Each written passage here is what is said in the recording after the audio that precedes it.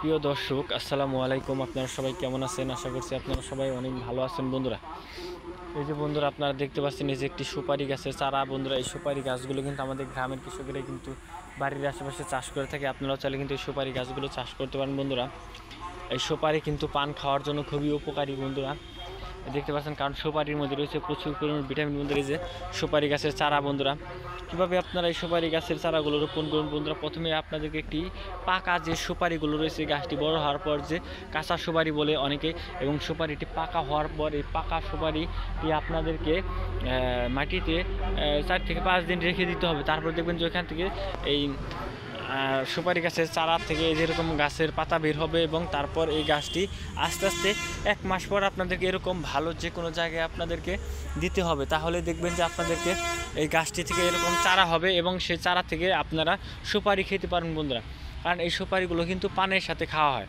একটা হচ্ছে শুকনা সুপারি, আর একটা হচ্ছে কাঁচা সুপারি। এটাই হচ্ছে সেই সুপারি গাছ। এই সুপারি গাছ কিন্তু আপনারা দেখতেই পাচ্ছেন, এগুলা কিন্তু বেশ কয়েকটি জাত রয়েছে সুপারির। তো এর মধ্যে অন্যতম একটি জাত হচ্ছে যেটা অনেক গাছগুলো বড় হয়, আবার কতগুলো ছোট হয়।